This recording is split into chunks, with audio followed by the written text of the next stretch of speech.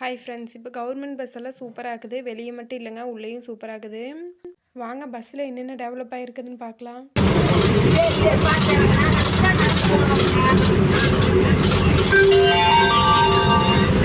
அடுத்த நிறுத்தம் குள்ளக்காபாளையம் பிரிவு.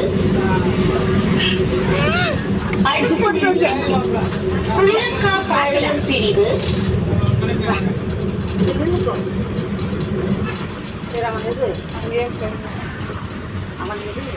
அவன் அப்படியே தூங்கிட்டு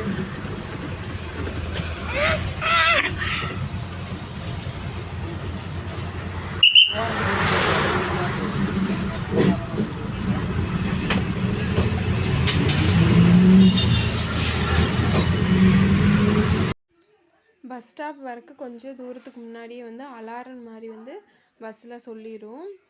இப்போது தாமரைக்குளம் அப்படின்னா அடுத்த நிறுத்தம் தாமரைக்குளம் அப்படின்னு சொல்லிடுது. இதனால என்ன அப்படின்னா பஸ்ஸில் ஒவ்வொருத்தங்க தூங்கிட்டு வருவாங்க, அவங்களுக்கு வந்து ரொம்ப யூஸ் ஆகும்.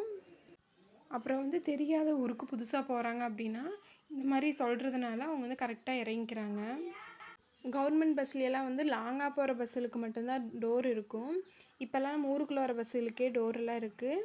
சீட்டுமே சூப்பராக இருக்குது எல்லாமே. நான் ரொம்ப நாள் ஆச்சு பஸ்ஸில் போய், இன்றைக்கி தான் போனேன். எனக்கே ஒரு சர்ப்ரைஸ் மாதிரி இருந்துச்சு. இனிமேல் நீங்கள் தெரியாத ஊருக்கு போகிறீங்கன்னா பயப்பட வேண்டியதில்லை. கவர்மெண்ட் பஸ்ஸில் ஏறிட்டிங்கன்னா அந்த இடம் வந்ததே கரெக்டாக சொல்லிடுவாங்க, நீங்கள் இறங்கிக்கலாம்.